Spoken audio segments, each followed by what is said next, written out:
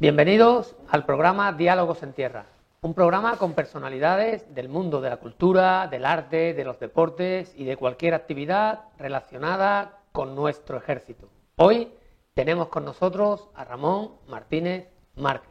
Ramoncín. Bienvenido, Ramoncín. ¿Qué tal? Un placer.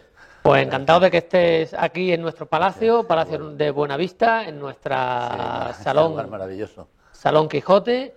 Y bueno, para hablar un poco de ti y sobre todo estás aquí porque se te ha nombrado hace poco embajador de marca Ejército. Un honor. Pero vamos a empezar desde el principio, luego llegaremos al día de hoy. Vale. Cuéntanos un poco dónde naces, cómo... Yo nací en Madrid en el año 55 en un taxi en la Puerta de Alcalá, aquí al lado. Más madrileño no se puede ser. Imposible. Además, mi mamá se puso mala a las 6 de la mañana y primero les llevó una camioneta hasta Alfonso XII y ahí ya cogieron un taxi, pero en ese pequeño tramo ya no se pudo aguantar y el taxista se metió en lo que es la entrada de la Puerta de la Independencia y nací ahí. Luego me llevaron al Hospital de la Madre y está en donde está ahora todavía, ¿no? Y era una familia trabajadora. Mi abuelo había sido minero en las minas de Río Tinto y vivían en la casa mi abuelo, mi madre, mi tía, que fue luego mi madre adoptiva, y mi tío, el hermano de mi madre, ¿no? Mi madre era muy joven, era soltera, y eso en aquella época pues era muy complicado, ¿no? Ella terminó yéndose de casa y me quedé con mis abuelos, bueno, mi abuela no porque murió antes, con mi abuelo y con la que fue luego ya mi madre. Y esto pues tiene un carácter muy particular, porque al final tienes dos madres, ¿no? Tienes una madre que es la que yo consideré siempre que era mi madre, mi tita Engracia, y luego ya cuando fui más mayor dije yo quiero hablar con esta persona y conocer a mi madre y ver qué pasó y oír su versión también y tal, ¿no? Y al final pues nada, la verdad es que ha sido una vida estupenda con dos personas, especialmente con mi vieja y luego con mi madre. Mi abuelo fue determinante en mi vida, era un hombre cultísimo, yo le llamaba papá. Y vivía en la calle Canarias, en una zona completamente portuaria, entre Legazpi y Atocha, sí, donde todo eran fábricas, Renfe, tal, y entonces eso crea un mundo del que nunca me he ido. Me asomo a la ventana y veo el colegio al que fui, ¿no? Y me he movido muy poco. Lo más lejos que he llegado ha sido a la Puerta del Sol, donde viví en la calle Montera y luego en Bordadores, que sigo teniendo un estudio ahí, ¿no? Pero todo eso, ese mundo de chavales, no éramos pobres, lo que no teníamos era caprichos, ¿vale? Es decir, allí todo el mundo tenía trabajo, mi viejo trabajaba en Estándar, bueno, muchos trabajaban en Estándar, que estaba 2 calles más abajo, en el Águila, en Estándar, los talleres de Renfe, todo aquello, ¿no? Y entonces éramos gente, no teníamos caprichos, o sea, era lo único que nos diferenciaba seguramente de la gente que estaba de verdad en la pobreza, ¿no? En otros barrios mucho más deprimidos y tal, ¿no? De hecho, era un barrio obrero, un barrio trabajador, por ahí empezaron a aparecer los 600, los primeros coches, las televisiones en color. O sea, una historia que hemos visto y vivido, lo hemos visto mucho porque ocurrió en muchos sitios de Madrid, ¿no? Esa clase trabajadora, sí, que tenía el trabajo fijo siempre, ¿no? Las empresas eran paternales, tenían economato, nos daban los regalos en Reyes, tenían la opción de ir de vacaciones a lugares que tenían... En fin, todo esto lo cuento para decir que tuve una infancia maravillosa. Yo viví una vida maravillosa. O sea, todos tenemos alguna cosa. Si nos juntáramos con los amigos ahora en la bodega Rosell y estuvieran aquí alrededor, te dirían lo mismo todos, ¿no? Algunos tuvo la desdicha de que la mamá, pues un gran amigo mío, la mamá se murió él siendo muy joven, con 13 años, se quedó prácticamente su hermana al cargo de la familia. Eso ocurría bastante, ¿no? O padres que no estaban, ausentes por muchas razones, o por la guerra, o por la cárcel, o por otras muchas razones. Pero sí que eran tiempos que la familia sí que unía mucho, ¿no? Porque hablamos de abuelos, a mí me pasaba igual, ¿no? Sí, hablamos de... vivías en casa de tu abuela, con tu abuela, tu madre, que siempre y no solo te eso, ayuda. Sino que en las puertas, en mi casa tenía un pasillo y tal, estaban siempre abiertas. Es decir, esa sensación de... Yo me sentaba en este lado de la mesa y este era el pasillo. Y cuando miraba no veía la puerta estaba abierta y la puerta de enfrente, de Vicente, Paquita, sus hijos, estaba abierta también. Veía desde mi salón hasta su salón. Y por esta ventana de aquí, abierta, el salón de la señora Enriqueta. Y en la de atrás, por la habitación, la de la señora, el señor Gregorio. O sea, es decir, era una sensación de protección que era muy bueno, ¿no? Porque sentías que siempre alguien te iba a ayudar a echar una mano. Y luego las familias que estaban... O sea, yo además tuve dos familias, pues tuve la familia sanguínea de mi madre y tal, y luego la de mi madre adoptiva, una familia del Valle del Tietar y que estaban en Madrid, que son mucho, casi más familia incluso que la otra, ¿no? Y sí, efectivamente, primos venían... Y luego esa costumbre que se ha perdido mucho de ir a visitar al abuelo. A mí eso me llama mucho la atención. O sea, eso de habitualmente alguien venía a ver al abuelo.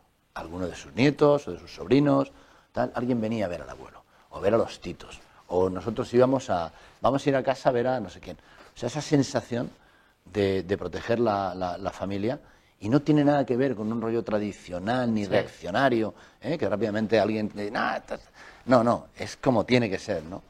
Tú tienes, y eso yo lo he mantenido en mi vida. Yo tengo una relación con mis 4 hijos que ya están los 4 emancipados y tal, que no se ha perdido ni un ápice, y les he explicado que eso era fundamental.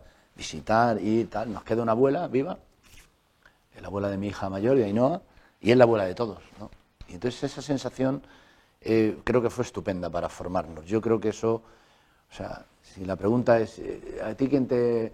Pues mira, a mí me educaron en mi casa y me instruyeron en el colegio, ¿no? Pero me educaron en mi casa. Yo llegué al colegio completamente educado y sabiendo cómo había que ser y cómo había que comportarse y con todo ese respeto, que claro, son palabras que a mí me molesta, ¿no? Que se vayan a utilizar como se utilizan, ¿no? Que parece que se usan solo para hablar de cosas reaccionarias, de cosas de ultraderecha, de un pensamiento. No tiene nada que ver. Es un sentimiento completamente personal, emocional, ¿no? Que ojalá perdure por los siglos, ¿no? Esperemos que sí. Bueno, viviste tu juventud aquí también y vamos a ver, ya que estamos en el cuartel general del Ejército, tu servicio militar, porque conociste este cuartel general del Ejército durante el servicio militar. Cuéntanos un poco cómo fue ser servicio militar. Pues había estado en... ¿Qué edad tenías? Fui con 21, fui en enero del 77, fue. Yo nací en el 55. Había estado estudiando, acabé en una academia con 2 profesores de la Institución Libre de Enseñanza, don Alfredo y don Enrique, en la calle Delicias, apartados por razones obvias, por republicanos y en ese momento por rojos, y montaron su propia academia y eran fabulosos. Nos enseñaron humanidades, creo que aquella gente fue de lo mejor, ¿no? Era un complemento maravilloso a la vida. Luego fui a la universidad a hacer teatro, a la Escuela de Aparejadores, y en esa época casi me tocaba el servicio militar. Estuve debatiendo si me iba antes, si hacía un voluntariado y tal y cual. Bueno, total, que estaba en la caja 111, creo, que era la que había en Reina Cristina. Sí. Y además yo fui papá con 19 años, por lo tanto en aquella época el ejército, a la gente que tenía hijos, después del campamento los mandaba a su ciudad de origen. Eso sí, los que eran los cabezas de familia. Si alguien, mi hermano, ¿no? Uno de mi primo, que era mi hermano, al morir el padre, inmediatamente lo trajeron, le rebajaron el servicio para que pudiera trabajar y tal, ¿no? Que también estaba aquí en Prim, en imprenta y litografía, creo que era lo que él hacía. Y me tocó en Sant Climent de Sescebas, en Girona. Cerca. Bien lejos. Sí, no había la autopista que había ahora, O sea, ir hasta allí era tremendo. Toda esa zona de Fraga y tal, toda la parte del Jalón, todo aquello era tremendo. Y me tocó en Sant Climent de Sescebas. Hoy eso es algo de la OTAN, creo, o un cuartel general de la OTAN. Está la base Álvarez de Castro, que estaba allí. Exacto. En Sant Climent de Sescebas, ¿no? Muy cerca de Portbou, por un lado, muy cerca de Figueras, por otro lado y tal. Y la verdad es que fue un campamento, a mí como me gustaba todo aquello y aprender a tirar y tal, me hubiera gustado siempre. Y fue un campamento pues muy curioso. Era el año 77, en pleno campamento secuestraron a Oriol, o sea, hubo un momento en que allí llegaban noticias de que en Madrid había tiros. En enero del 77 fue tremendo, con secuestros y tal, cosas Y era el único miedo que nos Sí, daba, ¿no? tremendo. Hostia, ¿esto qué va a pasar y tal, ¿no? De ahí fui destinado, cuando terminé, me mandaron al Jaén 25, que era el cuartel del Bruc, que le llaman Sí. en catalán, entonces se llamaba el Jaén 25, en la avenida Diagonal, Diagonal. a la Plana Mayor, que nadie se explica. Me acuerdo además, en aquel aula que teníamos, la gente preguntando ya el último día, ¿y qué es lo peor que te puede tocar el destino? Y me acuerdo que le decían, de zapadora, Viella o tal, ahí con la nieve y tal. Eso muy bonito de uniforme, pero joder, tal. Y alguien preguntó, ¿y el mejor destino de todos los que nos podía tocar en esta capitanía general? Dice, hombre, la Plana Mayor del Jaén 25, dice el capitán que había allí. Vale. Cuando dice Márquez Martínez, José Ramón, Plana Mayor del Jaén 25. Hostia, la gente miraba diciendo, bueno, pero este tío... ¿Qué ha hecho? No sé por qué caí ahí. Claro, caí ahí porque de ahí inmediatamente me mandaron a Madrid. O sea, estuve un par de semanas. Vine a la Academia General Militar, donde no tenían puesto para mí, nadie sabe por qué fui allí, en Villaverde, fui... Pues no tenemos nada para usted, pero usted, mire, yo vengo de aquí y tal. Bueno, pues no sé, des una vuelta. Y me fui a mi casa. Me di una vuelta de un mes y pico, claro. Y entonces me llamaron. Cuando me llamaron, yo fui a casa y me dijo entonces la mamá de mi hija, me dijo, ¿te han llamado de la mili? Digo, bueno, pues dame un abrazo fuerte porque me van a hacer conde por cortesía del Estado. Me van a dar una capa a Caqui y me van a mandar a Figueras, porque llevo un mes y pico aquí, nadie sabe. Entonces fui allí y me dijeron que me reclamaban en sanidad. Cosa rara. Y fui a sanidad y ahí fue estupendo, porque ahí fui a sanidad, le expliqué, hablé con el capitán, el teniente Samos se llamaba. Hablé con él, le expliqué, mire, yo soy papá, yo tengo que trabajar, no puedo estar y tal. Bueno, pues venga, te rebajamos de tal, unos refuerzos de vez en cuando. ¿Y qué sabes hacer? Digo, yo sé hacer de todo. Me acuerdo que dije, yo de todo. Ah, sí, siéntate y escribe a máquina. Y a mí se me daba de miedo, ¿no? Y me mandaron a Pagaduría con el brigada Adrián. Aprendí todo aquellos unos pliegos enormes que había que hacer, y era muy bien, porque era un sitio estupendo, porque claro, pasaba por Pagaduría todo el mundo, hasta generales, ¿no? Y un general, te ponías ahí de pie, no, chaval, porque claro, tú eras el que le ibas a pagar, o le ibas a ver, aquí tiene usted, era una planificación donde se explicaba, se habían tenido que venir de fuera a hacer algún tipo de curso, se les pagaba el transporte, la familia, los niños, era un curro, era saber exactamente el tiempo que tenía que estar, el curso que se hacía de guerra de no sé qué, de defensa de no sé cuánto, y claro, ellos llegaban allí siempre a Pagaduría a ver si están mis cosas, ¿no?, para poder ir con ellos y tal. Y eso me trajo aquí, a este palacio. Igual es muy largo, pero me trajo aquí porque aquí estaba Gonzalo González de Lara y Ponte, teniente coronel. Creo que fue al principio teniente coronel y terminó coronel, no recuerdo muy bien, ¿no? Terminó general. Y era un tío estupendo. Para mí era una persona mayor, pero ahora me di cuenta y era un chaval. Tenía 40 años o 41, una cosa, era un tío estupendo. Con el que hablaba muchísimo, me enseñó algunas partes del palacio, salíamos al jardín, me dijo que no volviera a ponerme el uniforme, porque claro, tenía que venir allí con todos los pliegos y tal, a veces incluso con dinero para llevar. Tienes que llevar el dinero, no, nadie se va a fijar si te puedes dejar el pelito un poco más largo. Ya tenía el agujero de un pendiente, pero claro, no podía seguir. O sea, él entendió muy bien lo que yo estaba haciendo en esa época. A finales del 77, la mili empezó en el 77 y tenía que terminar en marzo del 78, abril del 78. Era algo más de un año. Y él me hablaba mucho, y claro, él lo empezó a ver, fue de los primeros que vio las fotos de mi primer disco, con aquella modelo sueca medio desnuda, que eso le pareció, dijo, pero chico, le pareció.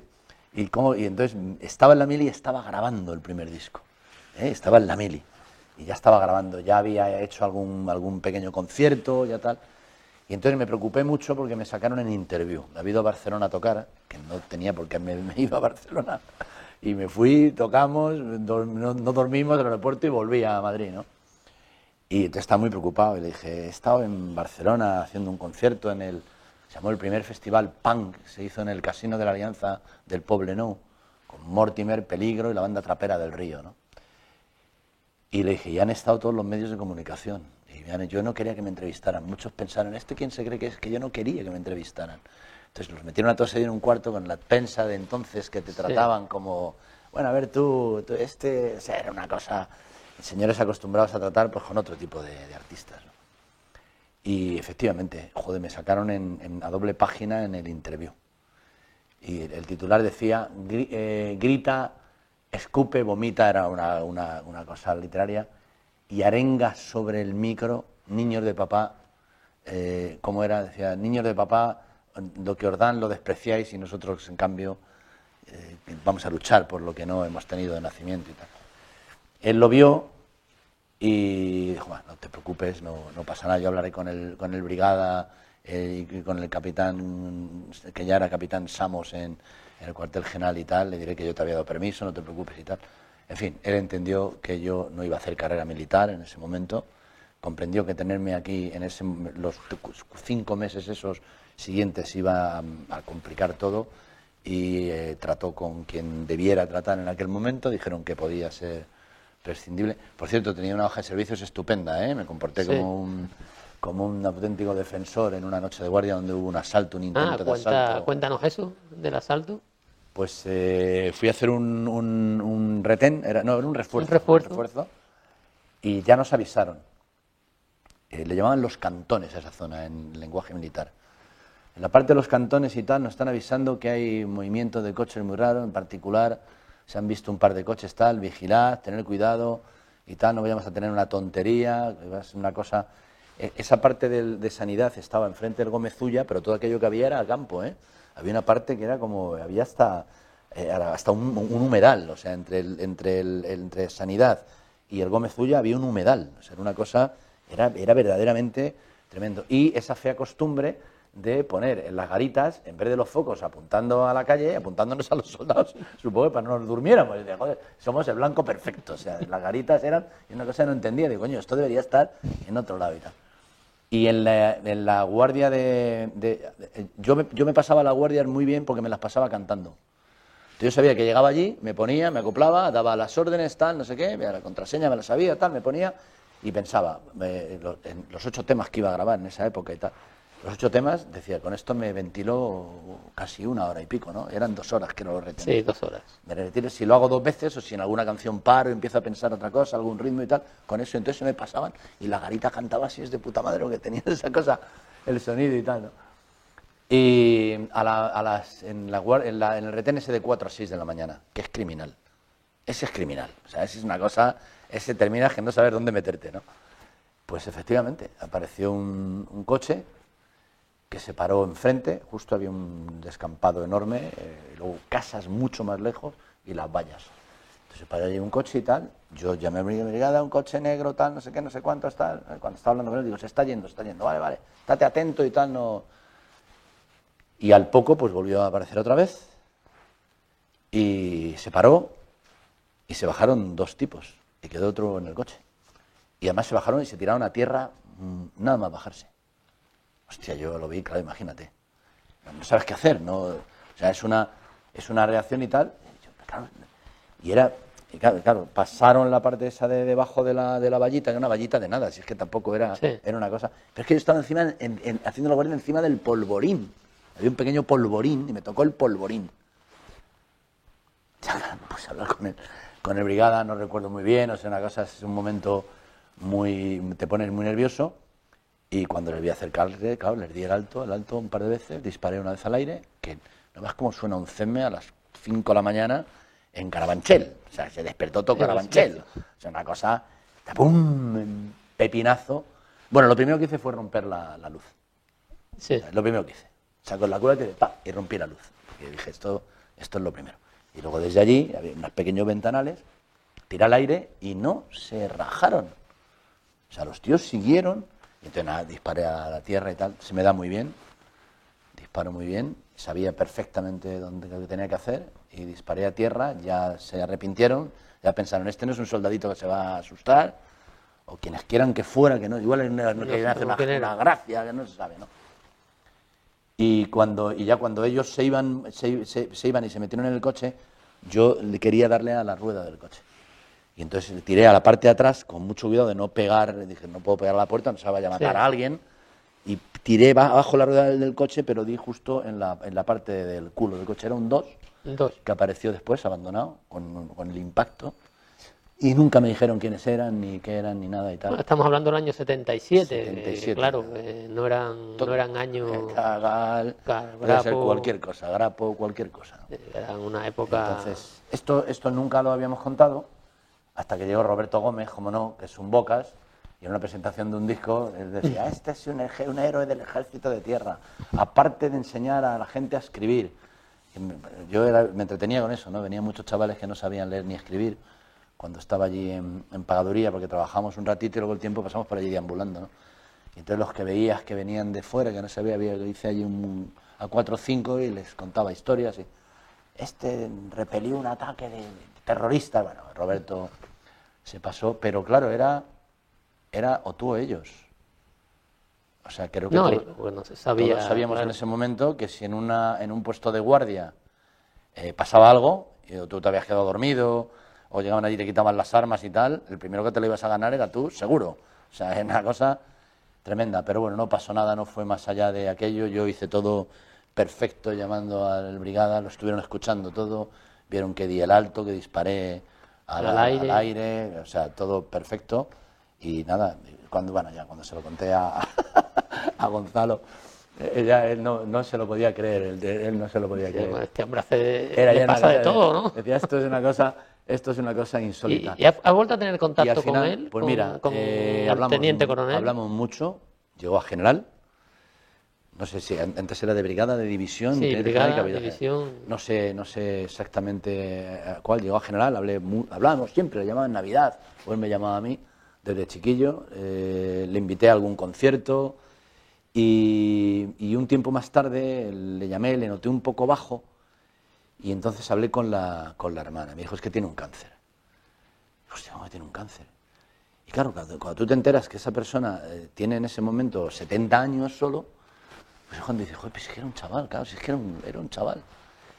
Y estuve hablando con él, quedamos en vernos, en visitarnos, hablé con él, te voy a ver tal día. Y entonces me llamó la hermana y me dijo, mira, no se ha levantado bien, no quiere que le veas tal, no se ha levantado muy bien y tal. Y bueno, pues nada, le voy a ver otro día y tal. Me llamó al poco y había fallecido. Fui a verlo al tanatorio y tal, llegué por la noche, la familia había cerrado en la sala, no pude estar con él, me quedé un rato ahí y luego hablé con la hermana, una chica estupenda, por cierto, jueza, y tengo un recuerdo emocionante y emocionado de esa persona porque entendió cosas que yo creo que eso es lo que te hace en la vida ser diferente. Cuando tú entiendes de verdad algo, cuando cuando lo entiende. Él reflexionó y dijo, mantener a este chico aquí estos próximos 3 meses es arruinarle la vida.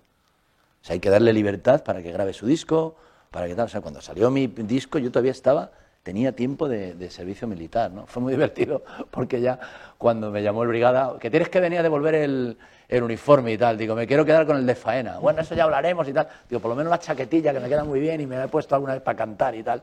No me jodas. Pero además tienes que venir a hacer una guardia. Que te has librado y te queremos aquí haciendo una guardia ya famoso y tal. Digo, bueno, vale, pues nada, venga, lo hago. Eso sí, piense que va a venir toda la prensa a hacerme fotos en la garita. Y entonces dijo, no, vengas y tal. Fui allí, entregué el petate, me dieron la blanca y muy bien. Bueno, parece que guarda un buen recuerdo y de personas muy también. Buen recuerdo. Y tengo anécdotas, joder, nos fuimos a Figueras a ver a Dalí. Y además fue cojonudo, porque pensamos que estaba en Figueras y él no estaba en Figueras, él estaba en Cadaqués. Entonces, en uno de esos fines de semana que dije, no quiero bajar a Madrid, porque bajar a Madrid era tremendo. Pero quería venir para ver a mi niña, ver a mi mujer, o sea, me apetecía bajar, ¿no? Y fuimos allí y ya no está, y entonces fuimos a ver a Dalí a Cadaqués. Y allí nos presentamos.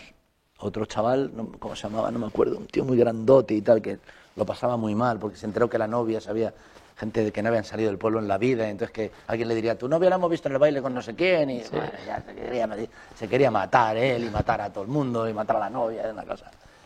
Y luego un tío muy simpático, que tuvimos amistad durante mucho tiempo, que además luego fue chofer de un grupo, Medina Zara, fue chofer de ese grupo durante mucho tiempo, el Pato le llamaba.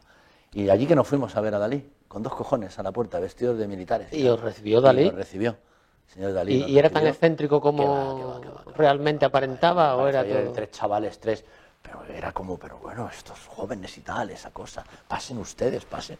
No estuvimos se llama Portgigat, donde estaba, entonces no estuvimos, luego yo solo he visitado, pero estuvimos en una especie de recepción de zona que curiosamente él le acababa de pintar la oreja a Diana Polakov, que luego fue mi mujer. Anda. Y la había pintado y la vio y dijo, esto es un Rubelló Petit. Y la había pintado, entonces teníamos una foto que estaba Diana sentada y él estaba pintando la oreja, que por cierto el cabrón no nos dio la oreja nunca pintada, no, era Dalí. Era Dalí. Y aquellos 3 jóvenes militares y tal que estaban allí, que la habían ido a ver, a él le parecía una cosa y tal, pero luego hablaba, nos preguntaba, ¿tú de dónde eres? Y tú tal. En cuanto aparecía alguien por ella, cambiaba esa cosa y tal. Pero sí, tuvimos un ratito tuvimos la suerte de que estaba allí, una bata, una especie de bata con unas cosas aquí doradas y tal. Vimos a Gala de lejos. El huevo fue muy llamativo. Fue como un sueño para nosotros aquello. O sea que muy bien. Yo, sinceramente, no creo que... Bueno, no creo que lo necesitara porque era una persona muy bien educada y en mi casa si manchaba, limpiaba y la cama me la hacía yo. Pero a algunos les vino bien. Pero que muy bien. Salir de sus casas y tener una responsabilidad. En fin. Vamos a cambiar el tercio porque estuviste mucho tiempo presentando un programa que era el programa Lingo. Ajá. Porque bueno, ahora tenemos programas del pasapalabra, se está poniendo mucho de moda el Wordle. Sí, bueno, eso está es clavado el Lingo. Que es muy parecido, ¿no? Está clavado, vamos. Al Lingo. Parecido, no sé si clavado. cobra derechos los del Lingo o no. Ojalá. Pero ¿cómo fue esa experiencia en pues ese fue estupendo, programa? porque yo había terminado de grabar el disco en directo en el año 90 y habíamos tenido un éxito tremendo. Habíamos vendido 400.000 discos dobles. Hoy en día vender 15.000 discos es heroico. O sea, se venden 3.000, 4.000, 7.000. O sea, eso es heroico. Y yo había estado tocando sin parar desde la Mili, 77. Había sacado 10 discos, toda la gira, no había parado nunca. O sea, habían pasado 12 años y había grabado 12 discos y un disco en directo. Eran más años, más discos que años. Y dije, tengo que parar. O sea, además yo tenía un proyecto de escribir mi diccionario de jergas, que había estado trabajando mucho tiempo y tenía ya Umbral apadrinándome y diciéndome que lo hiciera, porque él había escrito una cosa, se llamaba Diccionario Cheli o algo así. Yo el mío lo llamé el Tocho Cheli, y él hizo el diccionario Cheli, pero él manejaba 600 palabras. Muy bien, hizo un ensayo, no hizo un diccionario. Y yo estaba haciendo un diccionario, y él estaba alucinado con lo que yo estaba haciendo. De hecho, él llegó a decir, cuando ya se vio casi terminado, dijo, Ramoncín ha escrito un diccionario él solo que tenían que haberlo hecho varios académicos aplicados. Él sabía el trabajo que costaba hacer toda esa lexicografía, ¿no? Y entonces dije, es el momento, voy a parar un poquito. Paramos en el 92, estuvimos tocando mucho después del disco en directo. No quería grabar, me había secado, o sea, ya está bien, he escrito canciones durante 10 años sin parar, ¿no? Tengo que parar en algún momento, ¿no? Y podía haber parado para siempre, por cierto, porque esas cosas te ocurren y hay veces que dices, bueno, pues ya está, no tengo por qué seguir haciendo esto, ¿no? Que es lo que le pasa a la mayor parte de los artistas, ¿no? Nunca quedan todos los artistas de una generación, siempre quedan unos cuantos de tal. Y entonces me propusieron, hicimos primero una cosa en Televisión Española que se llamaba de tal palo, que era una idea parecida y tal, pero distinta, a mí no me terminó de convencer. Y entonces me llamaron una mañana, a través de un gran amigo mío que tenía una productora, Javier del Olmo, dijo, hemos visto un formato en Holanda y tal que creo que te podía interesar. Fui a Televisión Española, a los estudios Picasso, en Paseo La Habana al final, y ahí vi el programa en holandés. Era un programa muy serio, el tipo era muy serio, era más serio que un jefe de planta del Corte Inglés. O sea, el tipo allí, no sé qué, tal y cual. Y yo dije, hostia, el formato me encanta, pero yo no voy a hacer un programa así. Entonces no había tecnología, había que sacar los números con bola, la tecnología era mínima, pi, pi, pi, pi, pi, pi, pi, pi, pi. Eso era toda la tecnología, no había un desarrollo tecnológico como hay ahora. Entonces, cuando yo vi aquello de cómo sacaban y tal, dije, yo lo vi, o sea, dije, este programa funciona si hacemos un programa desenfadado. Si yo puedo ir a mi rollo, si quería trabajar con un amigo mío, con JJ, que es un guionista estupendo, un intelectual, un tío fantástico. También muy bien, un lingüista divino. Pero hay que hacerlo desenfadadamente, o sea, de una manera... ¿Cómo sería que en esos 3 o 4 días estuve jugando con mis amigos y con mi familia, con todo el mundo, con servilletas de papel? Haz ahí, haz una cuadrícula, haz esto, tal. Y era tan divertido, o sea, ver a todo el mundo con las servilletas jugando, que eso es el Wordle de ahora. Eso es el Wordle de ahora. Porque es simplemente la cuadrícula, yo te doy una letra y tú tienes que averiguar qué es en 5 intentos con lo que ves. Es que es la primera parte del lingo, ¿no? Y dije, vale, lo hicimos y tuvo un éxito brutal. Hicimos 1007 programas en la 2 de Televisión Española, y luego en el año 2000, esto fue en el 96, sí, 96. Y en el 2000 se hizo durante un año también en Castilla-La Mancha Televisión con el mismo éxito. Luego hubo algunos intentos en televisiones locales, pero yo ya no lo presentaba. Y desde hace como 2 o 3 meses hay un lingo, se llama Lingo, en el Canal Sur de la televisión, en Andalucía. Es un programa que en otros países nunca dejó de hacerse, Francia, en Italia, en Holanda, que es de donde es original, o era originario de Inglaterra, porque lingo significa jerga en inglés, ¿no? Y ¿cuál es mi sorpresa? Cuando el otro día me llaman desde el diario El Mundo para hacer una entrevista y tal, diciéndome que hay una cosa que es la base del lingo, que se llama Wordle, que hay 40 millones de personas jugando en Estados Unidos. Bueno, está bien, ¿no? Jugar con palabras siempre, me parece maravilloso. Siempre y bonito. Fue el primer programa en el que fue anterior a todos estos, o sea, fue el programa que vino antes incluso que de Cifras y Letras, y por supuesto que Pasapalabra y demás. Era un programa donde lo que había que hacer era acertar y utilizar el tiempo que teníamos, muy poco, 8 segundos entre los primeros 3 intentos y los 3 últimos, o 3 y 2, no recuerdo, y luego un poquito entre tal, para meter un poquito de literatura. Entonces llegué a ese acuerdo y dije, oye, tenemos que hacer, hoy se lo vamos a dedicar al Quijote, ¿no? Ahora que estamos aquí. Vamos a y vamos a hablar cosas del Quijote, ¿no? Y donde el tal, vamos a hablar del Quijote, y fue maravilloso, tuvo un enorme éxito, tuvo mucho éxito en la televisión internacional, y todavía viajo por países donde me encuentro con gente guiris que dicen, yo aprendí a hablar español con el lingo, porque deletrear es lo mejor para aprender a hablar un idioma. Un idioma. Así que nada, muy bien. Pues encantado. Estamos en la Sala Quijote, Claro. Tenemos un libro Quijote, siempre está ahí en esa mesa, en una edición antigua, de literatura. Ya que ahora que hablas de literatura, ¿cuáles son tus libros de referencia? Dime unos libros de referencia. Pues nada, yo tuve la suerte de mi abuelo. Mi abuelo, en mi casa se me caían los libros, eso es maravilloso. La suerte que tuvimos o la diferencia con otras personas que vivían en el barrio y tal, en que en mi casa los libros se nos caían encima. Y además mi abuelo leía en voz alta. Entonces mi abuelo, yo llegaba... Ya hacía audiolibros a su manera. En invierno llegaba y ya le oía por la escalera. Las vecinas tenían abiertas las ventanas y el abuelo, mientras mi vieja trabajaba en aquella cocina de carbón y tal, en una cocinita pequeñita, y él leía en voz alta. Entonces yo ahí escuché todos los clásicos. Yo lo primero que escuché el Quijote fue a mi abuelo relatando el Quijote, ¿no? Incluso haciendo anotaciones. Antes no eran de esas ediciones anotadas, ¿no? Sí. Pero él sabía, y significa esto, significa esta palabra, ya contaba las cosas. Y leí, también en el colegio leíamos mucho, ¿eh? Con don Alfredo y don Enrique nos mandaban libros a leer. Luego leí el Quijote en el colegio. Por las tardes, en la sesión de tarde del colegio, en literatura, se leía el Quijote en voz alta. Los alumnos, una costumbre que ya se ha perdido. Que se ha perdido, desgraciadamente, desgraciadamente. Y entonces, claro, todos los clásicos, Lope, Cervantes, los leímos de habitual. Creo que ninguno de nosotros dejamos de leer el Buscón, o dejamos de leer el Lazarillo de Tormes, o todo este tipo de cosas. Las obras teatrales, exactamente igual. A mi abuelo le gustaba mucho Zorrilla, y le gustaba mucho Espronceda, ¿vale? Y me decía, tenemos que ir a visitar la tumba que está enterrada hoy en San Justo y San Nicolás. Sí, San Justo y San Nicolás, está ahí junto a San Isidro. Exacto, bueno, Espronceda es que tiene una vida, que fue de todo, fue guardia de corps, se exilió, y eso con 17 años, con 15 años montó una sociedad masónica.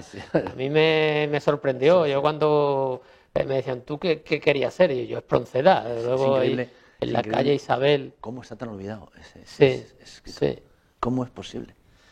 Bueno, ¿Cómo es posible? así O sea, la ¿cómo memoria funcionaba, cómo sí, la somos literatura, así? pero volverá a salir. ¿Qué Estos son película como- tienes, Espronceda? Tiene ¿Qué más de una. película tienes, Tiene más de Espronceda, una. ¿no? Una cosa Y encima se muere con tremenda. 34 Claro, años, yo que tú dices, joder, si no ha dado tiempo yo a he ido nada. después luego a la tumba y me impresiona. O sea, Sí, está allí junto a la de Larra. Sí, me impresiona un huevo.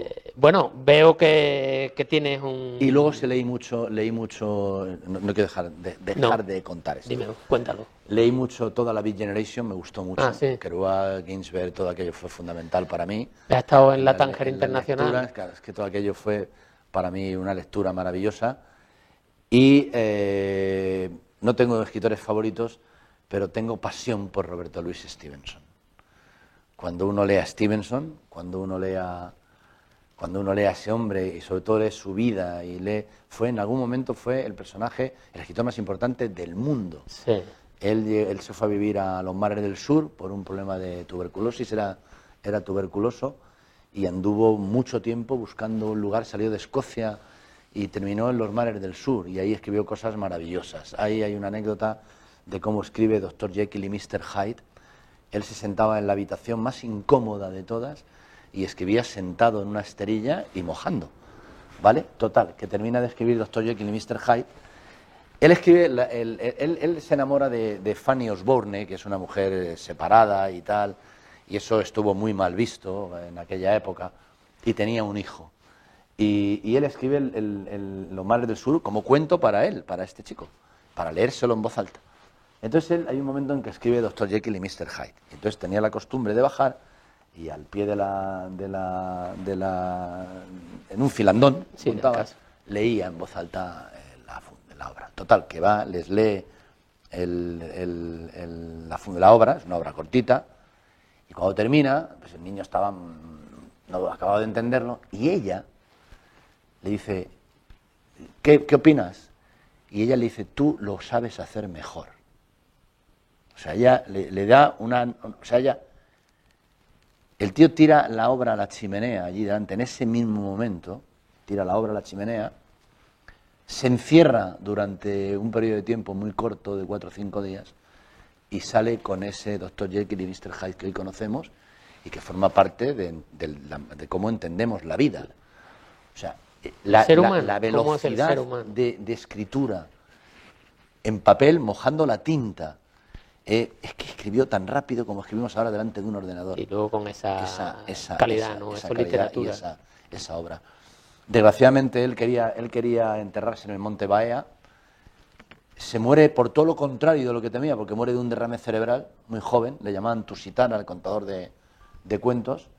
Y entonces el médico dice hay que enterrarle inmediatamente. Imagino que el clima, el tal, lo que fuera. Abrieron un camino hasta el Monte Baea. Dos nativos mueren, incluso en el intento de llevar él, por golpes de calor, me imagino, ¿no?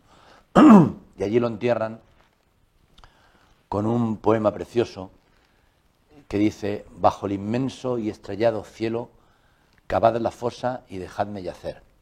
Alegre he vivido y alegre muero, pero al caer quiero haceros un ruego, que pongáis sobre mi tumba este verso: aquí yace donde quiso yacer, de vuelta del campo está el cazador, de vuelta del mar está el marinero. Es increíble. Increíble. Entonces, este es uno de los sueños que todavía no he cumplido y que espero cumplir: ir al Monte Baea, subir al Monte Baea en los mares del sur y poder leer este poema y visitar la tumba de Stevenson. Hubo un momento en mi vida que me acompañó mucho, me ayudó mucho y le tengo especial predilección. Bueno, pues una suerte que en el mundo haya Stevenson, como decía exacto, Borges. Exacto. Y bueno, tú sí, podemos seguir aquí 1000 horas, porque también eres un tuisitala, también eres un contador de cuentos, como Stevenson, pero veo que tiene aquí todo el mundo firme, ese emblema, ¿no? Y cuéntanos cómo llega hasta ti. Pues ha sido, bueno, ha sido un cúmulo de casualidades. Se montó en plena pandemia, se ideó a través de un grupo de personas y de Conatur que se podían hacer unos conciertos que se llamaban El Último Aplauso, donde en un asunto solidario se mezclara todo tipo de artistas, una cosa muy rara en este país, porque todo el mundo es de capillitas, ¿no? Y esto no, con este tampoco y tal, porque aquello creo que la idea era buena. Hicimos algunos conciertos y en un momento dado vinimos aquí, nos citaron aquí porque tenemos a un compañero, Luis Livingstone, que tiene relación con vosotros, es reservista, y entonces se decidió que una parte del ejército, marca ejército, podía apoyar estos conciertos. El caso es que venimos un día aquí y yo se me ve rápidamente el interés que tengo por todo lo que sea por este palacio en particular, el recuerdo, el tal. Yo conté en parte a algunos de vosotros mi relación y alguien dijo, hombre, pues teniendo este cariño que nos tienes, deberías ser embajador de la marca ejército. Y dije, sería un honor para mí. Y esto pues se tradujo en que lo soy. No sé si cubriré las expectativas, haré lo que crea que tengo que hacer. Tengo muy claro lo que significa el ejército hoy en día en una democracia, lo tengo clarísimo. Y creo que es algo que lo que tienes que hacer es con orgullo y con el pecho bien levantado, ¿no? Porque lo que está haciendo el ejército de tierra, o sea, me acuerdo cuando Zapatero dijo que iba a montar la UME, los palos que le dieron, en fin, fue algo tremendo, ¿no? Y en lo que ha devenido ese grupo del ejército, en la importancia tan grande que tiene, ¿no? Creo que es una de las cosas que más ha acercado el ejército de tierra en particular a los ciudadanos, a todos los ciudadanos, o sea, no ya el ciudadano que tenga otras habilidades, otra cosa con el ejército, con las armas, con tal. No, ahora cualquier ciudadano sabe lo que significa y la importancia que tiene la unidad militar de emergencias y creo que eso es la labor que en este momento vemos todos y todo el mundo sabe perfectamente, y ahora lo estamos comprobando con el ruido que hay en nuestros vecinos del este, la importancia que tiene el estar protegidos en cada país y por las razones que en cada uno sean, ¿no? El ejército no es una ONG, hay gente que se equivoca, no es una ONG, ni tiene por qué serlo, pero un ejército democrático es algo que se tiene que producir y mientras no se invente un mundo distinto, tiene que estar aquí para protegernos, para acompañarnos, para ayudarnos y para defendernos si hubiera razón, ¿no? Pues Ramón, encantado de que estés aquí en nuestro cuartel general del Ejército. Eres nuestro embajador de marca Ejército. Es un honor. Y para nosotros, pues bueno, este es tu cuartel general, este es tu ejército, bienvenido y esto es todo en el programa Diálogos en Tierra por hoy. Hemos tenido nuestro Tuicitala particular, pero encantado de escuchar todas sus historias. Muchas gracias, Ramón. Un placer, muchas gracias.